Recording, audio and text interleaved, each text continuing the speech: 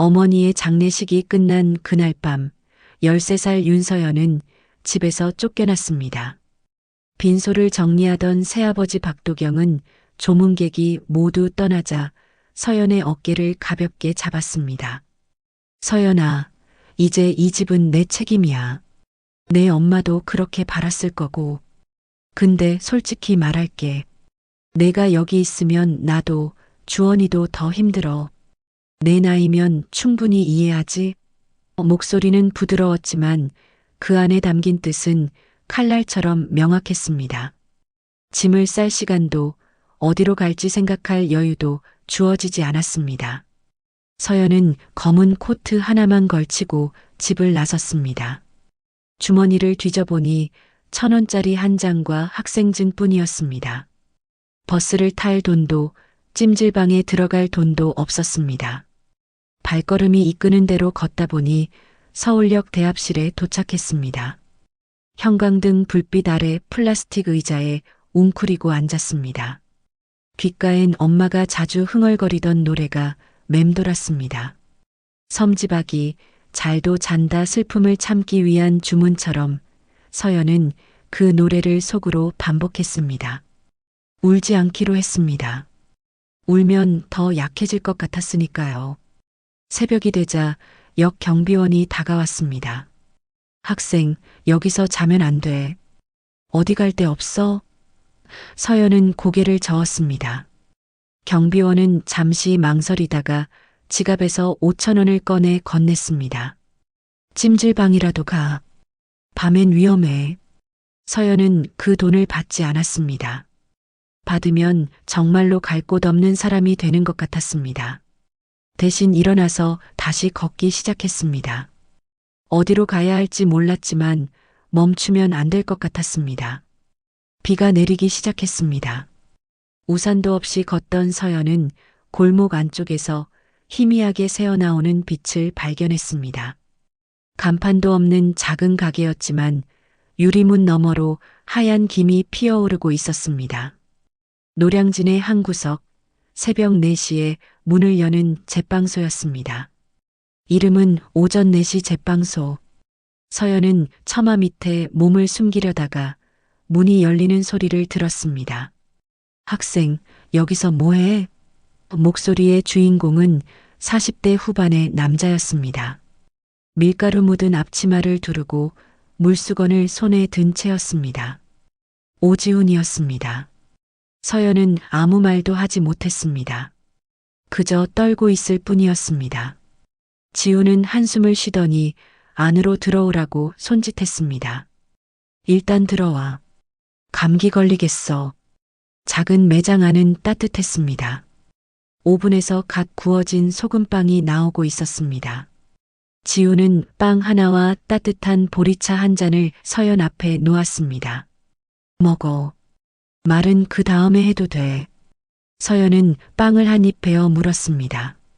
겉은 바삭하고 속은 부드러웠습니다.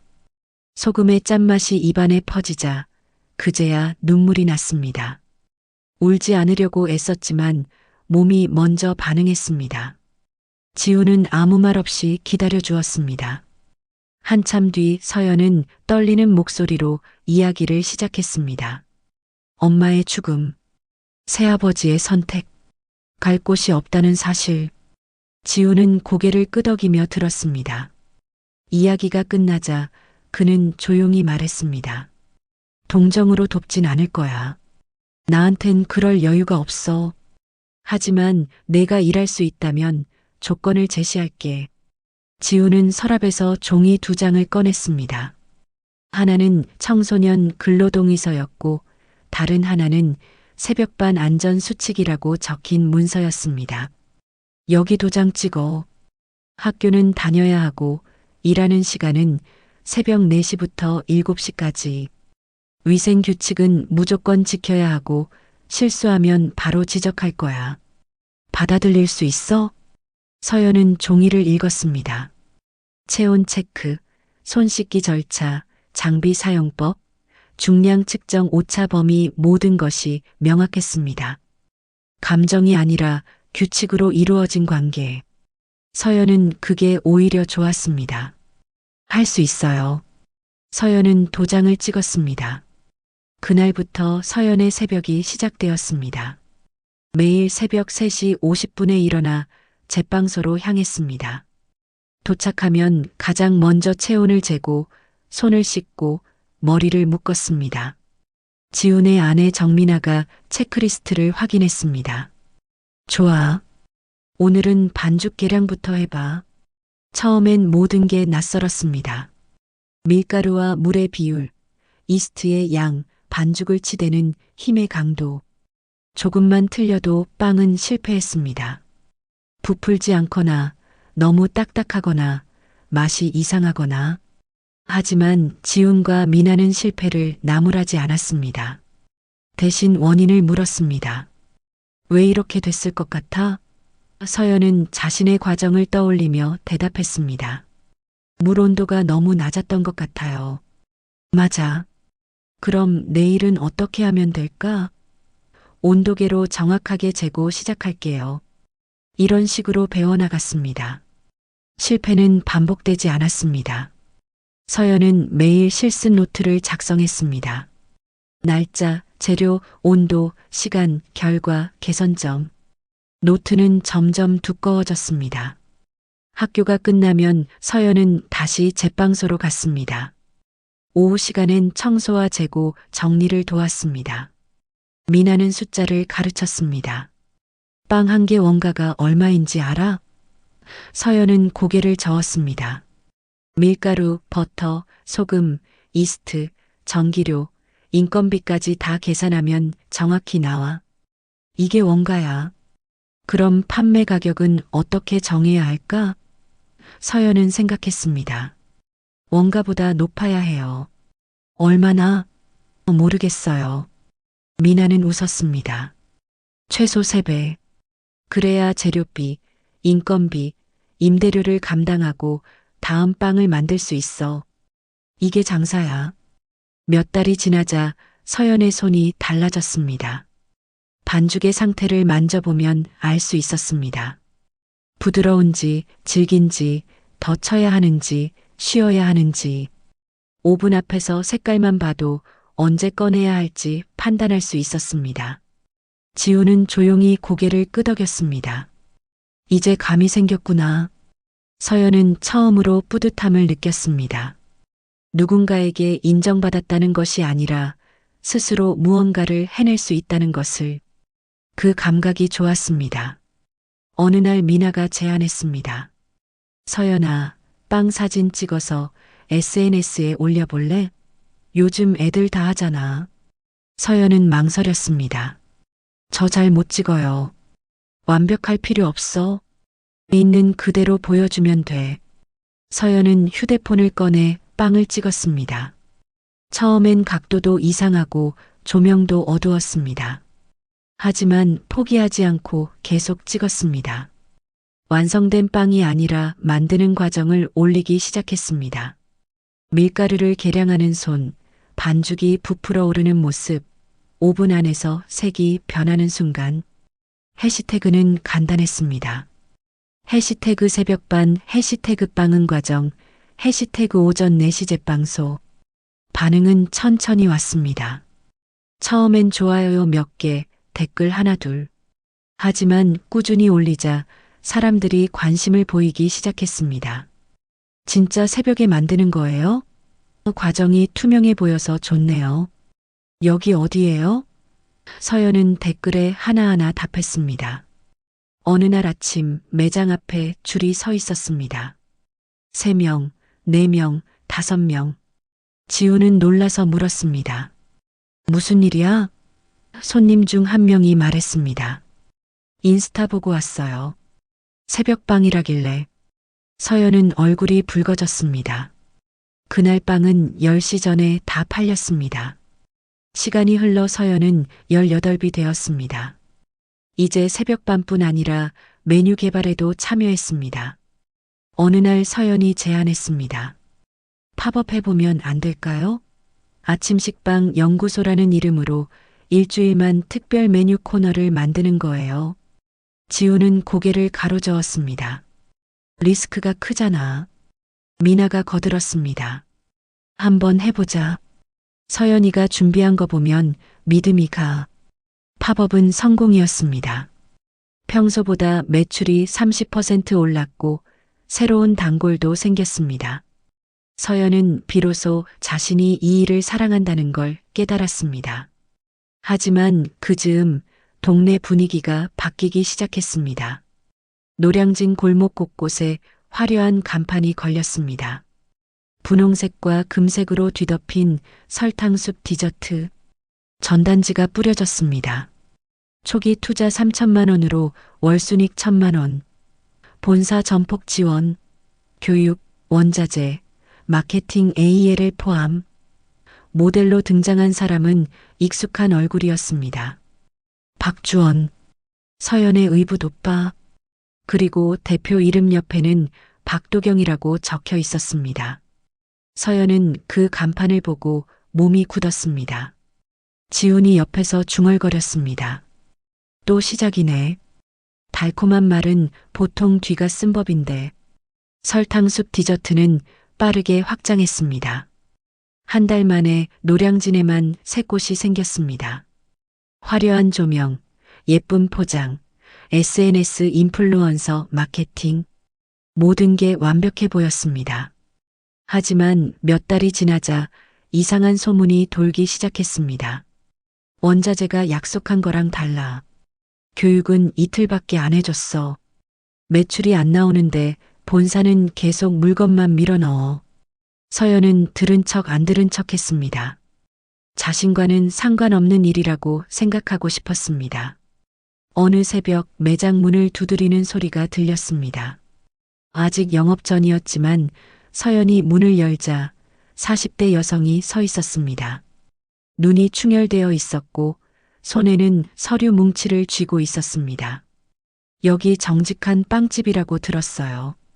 도와주실 수 있나요? 여성의 이름은 최은정. 설탕숲 디저트 가맹점주였습니다.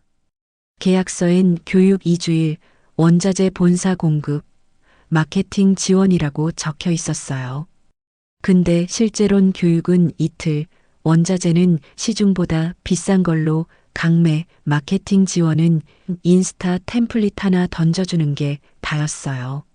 매출 안 나온다고 말하면 위약금 3천만 원 물어내래요. 서연은 계약서를 받아 읽었습니다.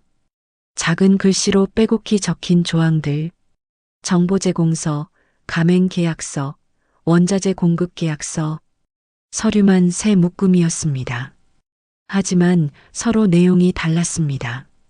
정보 제공서엔 교육 2주 제공이라고 적혀 있었지만 가맹 계약서엔 교육 기간은 본사 사정에 따라 조정 가능이라는 단서가 붙어 있었습니다. 원자재 공급 가격표는 아예 없었습니다. 서연은 지훈을 불렀습니다.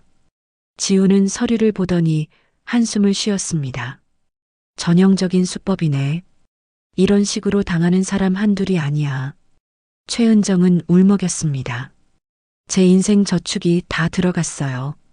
폐업하면 빚만 남아요. 어떻게 해야 하나요? 서연은 잠시 망설였습니다. 자신과는 상관없는 일이라고 외면할 수도 있었습니다. 하지만 최은정의 눈빛이 예전의 자신과 닮아 있었습니다. 갈 곳 없던 그 밤, 누군가 손을 내밀어 주기를 바라던 그 순간, 서연은 천천히 입을 열었습니다. 혼자서는 안 돼요. 하지만 같은 피해를 입은 사람들이 모이면 달라져요.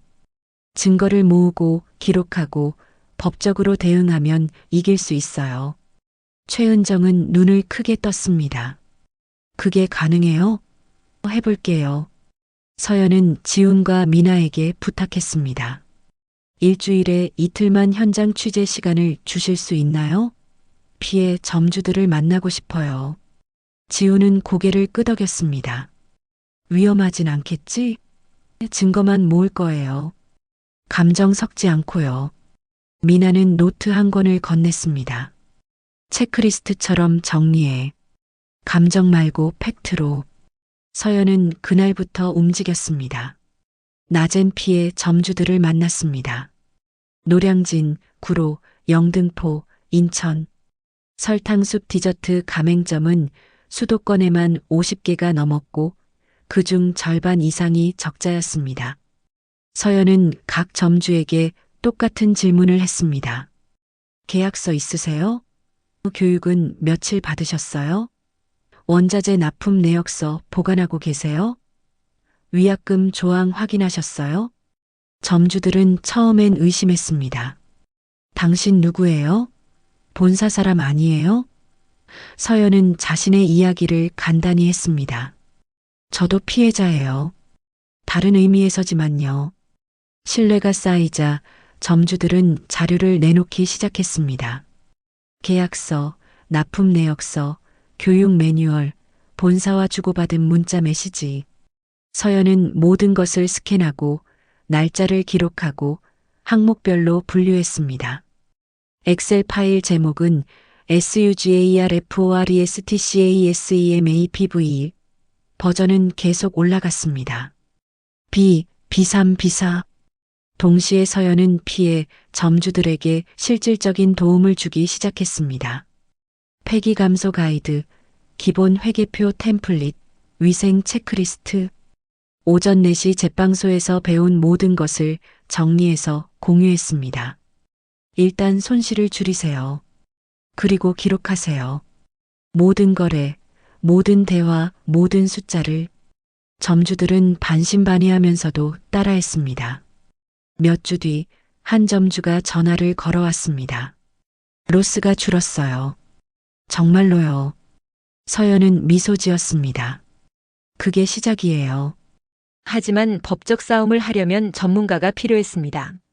서연은 인터넷을 뒤져 공정거래 프랜차이즈 분쟁 전문 변호사를 찾았습니다. 이름은 김태희. 34세 여성 변호사였습니다. 서연은 조심스럽게 메일을 보냈습니다.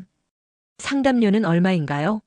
지금 당장 드릴 수 있는 돈은 없지만 사건이 해결되면 성공 보수로 드릴 수 있어요. 태희는 이틀 뒤 답장을 보냈습니다. 일단 만나보죠. 사무실로 오세요. 사무실은 생각보다 작았습니다.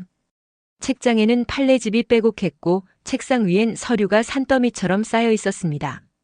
태희는 서연을 보더니 물었습니다. 몇 살이에요? 18이요. 미성년자네요. 보호자 동의는? 없어요.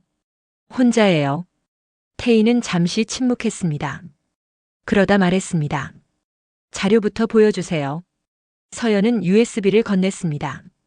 태희는 컴퓨터에 꽂고 파일을 열었습니다. SUGARFORESTCASEMAPV7. 50개 넘는 시트가 펼쳐졌습니다. 과장 광고 사례, 기망행위 증거, 정보 제공서, 허위 내용, 일방 해지 위약금 조항, 원자재 바꿔치기 내역. 모든 것이 날짜, 출처, 증거 번호와 함께 정리되어 있었습니다. 태희는 고개를 들었습니다. 이거 누가 정리했어요? 제가요. 혼자? 네. 태희는 감탄했습니다. 변호사보다 낫네요. 이 정도면 승소 가능성 높아요. 서연은 안도했습니다. 그럼 도와주실 수 있어요? 태희는 고개를 끄덕였습니다. 조건이 있어요. 감정 싸움은 안 해요. 오직 법과 증거로만 싸워요. 그리고 목표는 복수가 아니라 원상 회복과 제도 개선이에요. 받아들일 수 있어요? 서연은 주저없이 대답했습니다. 네. 그날부터 서연과 태희는 팀이 되었습니다.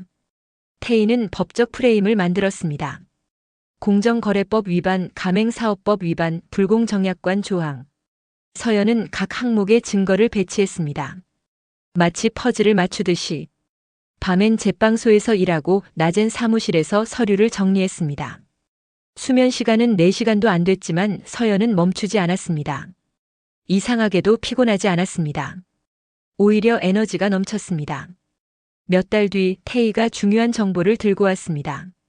설탕숲 본사가 쓰는 건물 알아요? 마포에 있는 오피스 타워요. 그 건물 작년에 박도경이 경매로 인수했대요. 근데 원래 그 자리가 뭔지 알아요? 서연은 고개를 가로저었습니다. 태희는 모니터를 돌렸습니다. 여기 옛날 주소 봐요. 마포구 아현동 270번지. 재개발 전엔 주택가였어요. 서연의 심장이 뛰기 시작했습니다. 아현동. 엄마와 마지막으로 살던 동네였습니다. 태희는 계속 말했습니다. 박도경은 재개발 과정에서 지분을 모았어요. 그리고 건물이 완공되자 설탕숲 본사를 거기에 차렸죠. 건물 가치만 270억 원이에요. 서연은 숨을 참았습니다. 엄마가 남긴 집, 그 위에 지어진 타워, 그리고 그 타워를 차지한 박도경. 모든 것이 연결되었습니다. 태희가 물었습니다. 괜찮아요? 서연은 고개를 끄덕였습니다. 괜찮아요. 오히려 명확해졌어요. 뭘 해야 할지.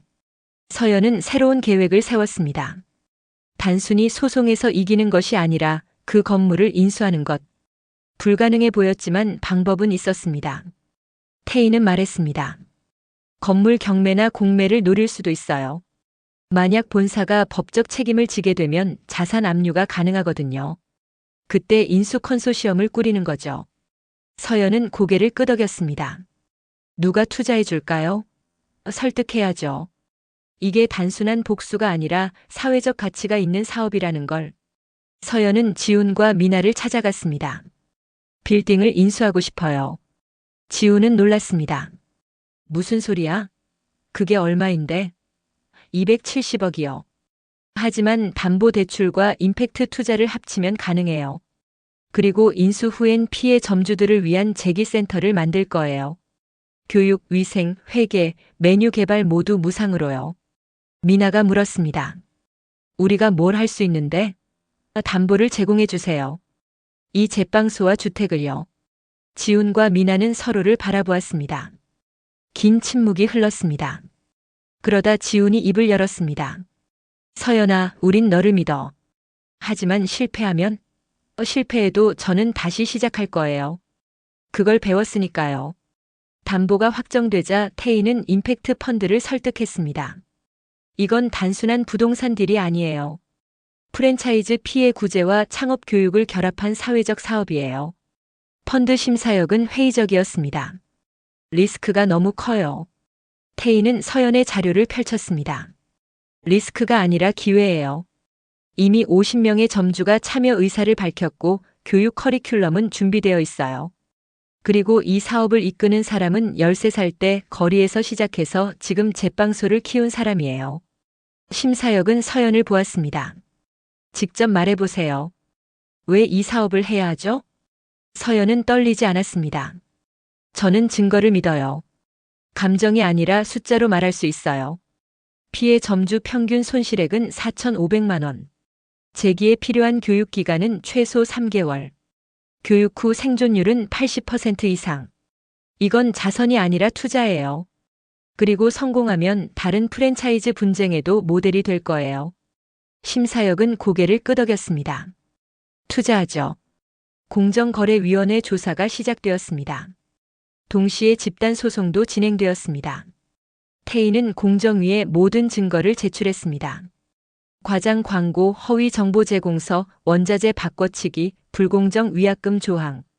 공정위는 즉각 본사 현장 조사를 실시했습니다. 설탕숲 본사는 당황했습니다. 박도경은 언론에 해명 자료를 냈습니다. 일부 점주의 오해일 뿐입니다. 본사는 최선을 다해 지원했습니다. 하지만 증거는 명확했습니다. 내부 지침 문서가 유출되었습니다. 제목 감행 수익률 부풀리기 매뉴얼, 교육시간 축소 지침, 원자재 대체 절차서. 문서 하단에는 전자서명이 찍혀 있었습니다. P, J, WN. 박주원이었습니다. 첫 조정회의가 열렸습니다. 한쪽엔 박도경과 박주원 그리고 대형 로펌 변호사단. 다른 한쪽엔 서연, 태희, 피해 점주 대표단. 회의실은 팽팽했습니다. 박도경의 변호사가 먼저 말했습니다. 제출된 문서의 진위를 다툽니다. 조작 가능성이 있습니다. 태희는 침착하게 답했습니다. 그렇다면 원본을 대조하시죠. 본사 서버에 그대로 남아있을 테니까요. 변호사는 입을 다물었습니다. 태희는 스크린을 켰습니다. 납품 트럭 GPS 로그입니다. 본사는 어급 원재료를 공급한다고 했지만 실제 납품 경로는 비급 도매상이었습니다. 여기 타임스탬프가 있습니다. 다음 화면. 창고 CCTV입니다. 원재료를 바꿔 담는 장면이 명확히 찍혔습니다. 마지막 화면. 가맹 안내서 버전 변천사입니다. 초기 버전엔 교육 2주 보장이라고 적혀 있었지만 실제 계약서 버전에선 조정 가능으로 바뀌었습니다. 변경 시점과 책임자 기록도 있습니다. 퍼즐이 완성되었습니다. 박도경은 침묵했습니다. 박주원은 어깨를 떨었습니다. 태희는 마지막 카드를 꺼냈습니다. 그리고 이 건물의 등기부등본입니다. 현재 소유권은 박도경 씨로 되어 있지만 오늘부로 경공매 절차가 시작됩니다. 채무 불이행과 법적 책임 확정 시 자산 압류가 진행됩니다. 그리고 인수 예정자는 이미 정해졌습니다. 태희는 서연을 보았습니다. 윤서연 컨소시엄입니다. 사진 삽입 회의실 맞은편에 앉은 두 진영. 회의실이 술렁였습니다. 박도경이 처음으로 입을 열었습니다. 말도 안 돼. 그 돈을 어떻게 서연이 차분하게 답했습니다. 담보와 임팩트 투자로 가능했어요. 그리고 아버지, 제가 배운 게 하나 있어요. 돈은 감정으로 움직이지 않아요. 증거와 신뢰로 움직여요. 박도경은 더 이상 말하지 못했습니다. 태희는 합의 초안을 내밀었습니다. 피해 점주 원상 회복, 위약금 전액 환불, 본사의 공식 사과와 재발 방지 대책 수립, 그리고 건물은 컨소시엄의 매각. 이 조건을 받아들이시면 형사고소는 취하하겠습니다. 긴 정적이 흘렀습니다. 박주원이 먼저 말했습니다.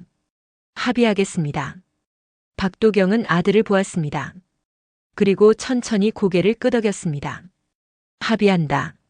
서연은 아무 감정도 드러내지 않았습니다. 복수의 쾌감도 승리의 기쁨도 없었습니다. 그저 해야 할 일을 끝냈다는 안도감뿐이었습니다. 몇 달 뒤 리셋타워라는 새 간판이 걸렸습니다. 270억 원의 빌딩. 하지만 서연은 그걸 자랑하지 않았습니다. 대신 3층을 피해 점주 재기센터로 꾸몄습니다.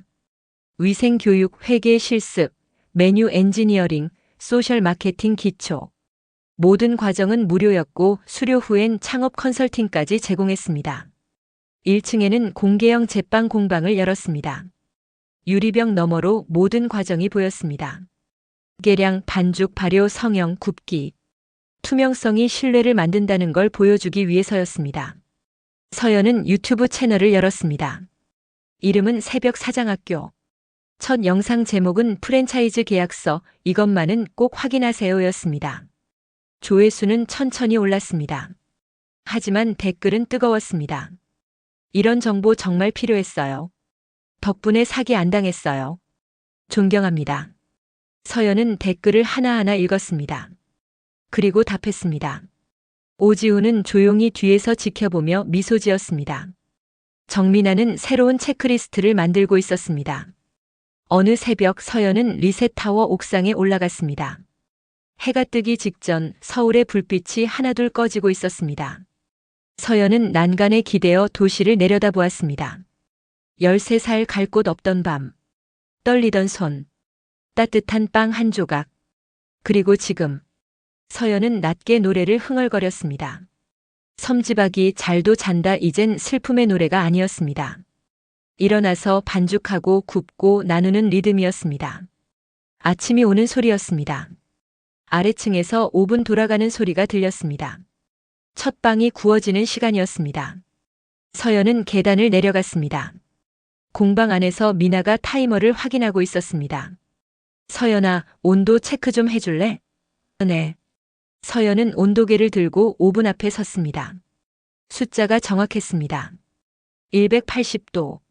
딱 맞았습니다. 미나가 웃었습니다. 완벽해. 서연도 웃었습니다. 오븐 문이 열렸습니다. 뜨거운 김이 피어올랐습니다. 갓 구워진 빵이 나왔습니다. 겉은 황금빛, 속은 부드러운 하얀색. 서연은 장갑을 끼고 빵을 꺼냈습니다. 식힌망에 하나씩 올렸습니다. 10, 20, 30개.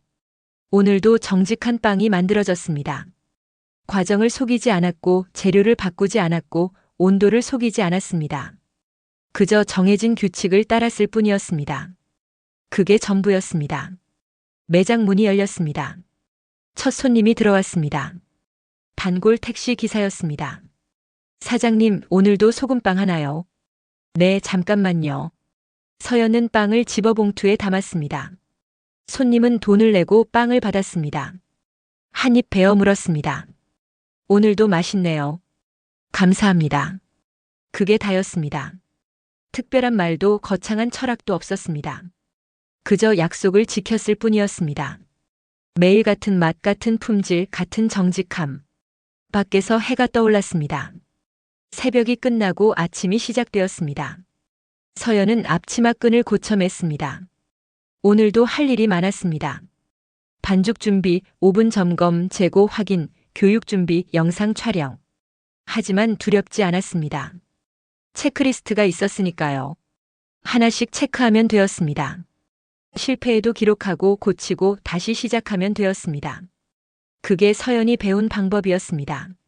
화면이 서서히 어두워졌습니다.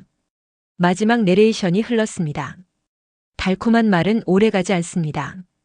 하지만 정직한 과정은 사람을 다시 일으킵니다. 새벽의 빵처럼 뜨겁고 단단하게. 화면이 완전히 꺼졌습니다. 엔딩 크레딧이 올라갔습니다. 하지만 이야기는 끝나지 않았습니다. 제기센터에선 오늘도 수업이 진행되고 있었습니다.